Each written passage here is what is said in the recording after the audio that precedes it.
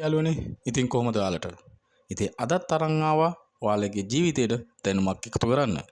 අද මම කතා කරන්න යන්නේ රොකට් සයන්ස් එක ගැන. රොකට් සයන්ස් එක තමයි දැනට ලෝකේ පවතින අමාරුම සයන්ස් එක. ඉතින් ඒ ගැන මම දන්න දේවල් ටිකක් ඔයාලටත් කියලා දෙන්නයි මේ යන්නේ. ඒක නිසා වීඩියෝ එක ස්කිප් කරන්න නැතුව අන්තිම වෙනකම් බලන්න. මේ වීඩියෝ එක ඔයාට වැදගත් කියලා හිතෙනවා නම් ඔයාගේ යාළුවන්ටත් මේක ෂෙයා කරන්න. වීඩියෝ එක හොඳයි නම් ලයික් කරලා කමෙන්ට් කරන්නත් අමතක කරන්න එපා. එහෙනම් යමු අපි අද අපේ වීඩියෝ එක. යාළුවනේ එහෙනම් අපි යමු අද අපේ මාතෘකාවට. Rocket science. ඒ ගැන ඉගෙන ගන්න කලින් රොකට් එකක් හැදෙන්න ඒකේ මුල් අඩිතාලමක් අනිවාර්යයෙන්ම තියෙන්න ඕන.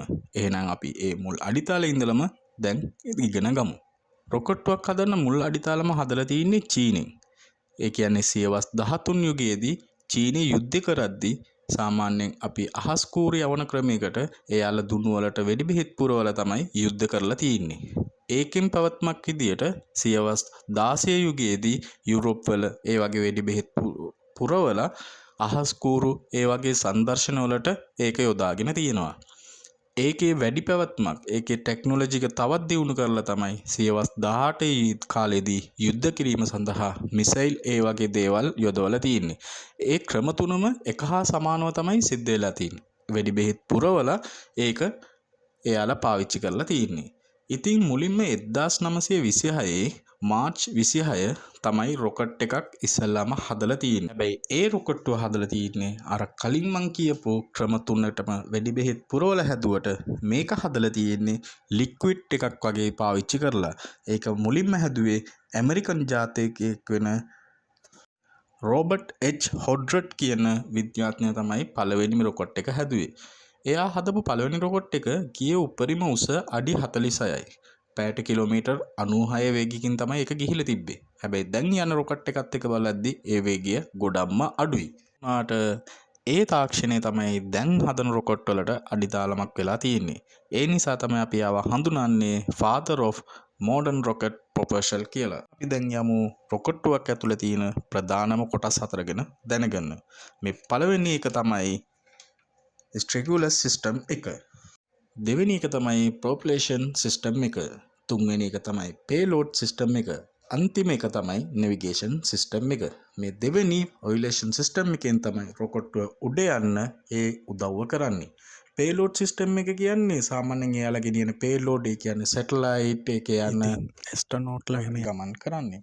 ඉතින් අන්තිමට ගියපු මේ නැවිගේෂන් සිස්ටම් එක තමයි රොකට්ටුවේ ගමනේ තියෙන්නේ රේඩාර් සිස්ටම් එක කම්පියුටර් සිස්ටම් ටික ක්‍රියා කරන්නේ. රොකට්ටුවේ එළියෙන් බැලුවම රොකට්ටුවේ තියෙන්නේ පළවෙනි එක තමයි මේ නෝස් කෝන් එක. දෙවෙනි එක ෆින්ස්. අන්තිම එක තමයි මේ බදේ වගේ තියෙන සිලින්ඩර් එක. ඉතින් ওই සිලින්ඩර් එකේ තමයි රොකට්ටුව ක්‍රියා කරන්න අවශ්‍ය ෆියුල් එහෙම තියෙන්නේ. යාළුවනේ මේ රොකට්ටුවක් ක්‍රියා කරන්න ෆියුල් වලින් විතරක් කරන්න මදි. ඒ නිසා ඒ ෆියුල් එක්ක මෙයාලා එකතු කරනවා ඔක්සිසයිඩර් කියන මෙන්න මේ දේ. ඉතින් ඒක දෙකම පුරවන්නේ අනිවාර්යයෙන්ම රොකට් එකේ බර අණුව තමයි. ඉතින් ඔයාලා දැකලා ඇති සිලින්ඩර් දෙක තුනක්ම තියෙනවා. එයි එහෙම තියෙන්නේ. ඔයාලා දන්නවද රොකට්ටුවක් උඩ යන්න විතරක් නෙමෙයි ඒ ෆියුල් එක පාවිච්චි කරන්නේ. පළවෙනි ෆියුල් එක පාවිච්චි කරනවා පළවෙනි කියන්නේ සිලින්ඩරේ පාවිච්චි කරන්නේ රොකට්ටුව උඩ යන්න. ඊට පස්සේ ඒක ඉවර වුණාට පස්සේ ඒක රොකට්ටුවෙන් අයින් කිරීම සිද්ධ වෙනවා.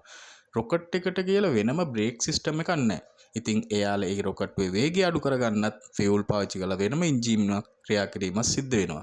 ඒ වගේම එයාලට අවශ්‍ය යන තැනට එයාලට හැරවීම ඒ වගේ සිද්ධ කරන්නත් ඒ වලට වෙනම එන්ජින් පාවිච්චි කරන නිසා ඒකේ ෆියුල් ප්‍රමාණය වැඩියෙන් භාවිතා කරන්න වෙනවා. ඉතින් යාළුවනේ ඔයාලා දැනගෙන හිටියද රොකට් එකක් උඩ යනකොට ඔයාලට හොඳටම පේනවා මේ පල්ලෙහෙන් ඒ කියන්නේ යටි ප්‍රදේශයේ මේ වගේ ගොඩාක් ගින්දර පිට වෙනවා.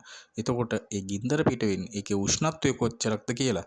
ඒකේ සාමාන්‍ය උෂ්ණත්වය සෙල්සියස් අංශක 3200ක් විතර වෙනවා. ඔයාලා හැමෝම ගාව කාසියක් එහෙම තියෙනවා ඇති නේද? සාමාන්‍යයෙන් ඔයාලා දන්නවද ඒ කාසියක් මෙල්ට් කරන්න අපිට සෙල්සියස් අංශක 1500ක් විතර ඕන වෙනවා. එහෙනම් ඊට වඩා දෙගුණයක් මෙතන උෂ්ණයක් සිද්ධ වෙනකොට ඇයි ඒක මෙල්ට් වෙන්නේ නැත්තේ? ඒකට හොඳම උදාහරණයක් තමයි අපි පොඩි කාලේ හැමෝම කරපු මෙන්න මේ එක්ස්පෙරිමන්ට් එක. සාමාන්‍යයෙන් ඔයා බැලුම් බෝලයක් පුම්බලා ඒක ගින්දරකට තිබ්බම ඒක පුපුරලා යනවා. ඒ වුණාට බැලුම් බෝලයක් ඇතුළත ඔයා වතුර පුරවලා ඒක තියලා බලන්න. එතකොට ඒකට හානියක් සිද්ධ වෙන්නේ නැහැ. ඒ වගේ තාක්ෂණයක් තමයි මෙතන යොදවගෙන තියෙන්නේ. ඒ කියන්නේ සාමාන්‍ය හයිඩ්‍රජන් එක ඒක සෙල්සියස් අංශක -253ක් වගේ වෙනවා. ඉතින් ඒ වගේ දෙයකින් බටයකින් මේ නාසිල් එක වටේ එයාලා කවර් කරලා තියෙන්නේ අර උෂ්ණත්වය ගොඩක් කන්ට්‍රෝල් කරන විදියට තමයි. එහෙම කරලා තමයි මේ රොකට්ටුව උඩ යවන්නේ. සාමාන්‍යයෙන් ඔයාලා දැනගෙන හිටියද රොකට්ටුවක් ක්‍රියා කරන්න කොච්චර හෝස් පවර් එකක් අවශ්‍යද කියලා? සාමාන්‍යයෙන් මිලියන 37ක වගේ හෝස් පවර් එකක් අවශ්‍ය වෙන ඒ රොකට් එකක් උඩ යන්න.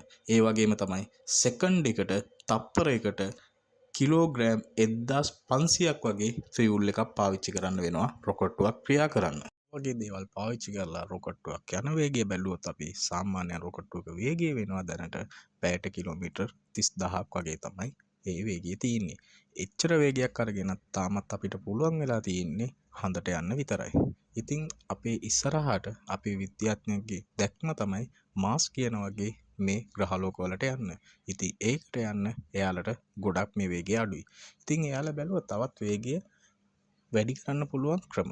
ඉතින් ඒකට වේගය වැඩි කරන්න එයාලා අලුතෙන් හොයාගත්ත ක්‍රමය තමයි මේ අයන් ප්‍රොපලේෂන් කියන සිස්ටම් එක. ඒක ක්‍රියා කරන්නේ විදුලියෙන්. ඉතින් ඒක ක්‍රියා කරවන්න පුළුවන් මෙන්න මේ පොළොවේ ඉඳලා විතරයි. මොකද අපි දැනට තියුණු වෙලා තියෙන්නේ විදුලිය ලබා ගන්න සෝනල් පවර් වලින්. ඒ කියන්නේ ඉර එළියෙන් තමයි මේ විදුලිය ලබාගෙන මේ දේවල් කරන්න පුළුවන් වෙලා තියෙන්නේ. ඉතින් ඔයාලා හොඳටම දන්නවා රොකට් එක උඩ යවන්න විතරක් නෙමෙයි ෆියුල් එකක් පාවිච්චි කරන්නේ. ඒක උඩ ගියාට පස්සේ ඒකේ බ්‍රේක් සිස්ටම් එක හදාගන්න, ඒ වගේම හැරවීම වලටත් මේ ෆියුල් එක පාවිච්චි කරන්න වෙනවා. එහෙම කරනකොට මේ අයන් සිස්ටම් එක ෆේලියර් වෙනවා. මොකද එයාලට ඒකට අවශ්‍ය විදුලිය එකවරම ලබා ගැනීමක් සිදු කිරීමේ අපහසුතාවයක් සිද්ධ වෙන නිසා.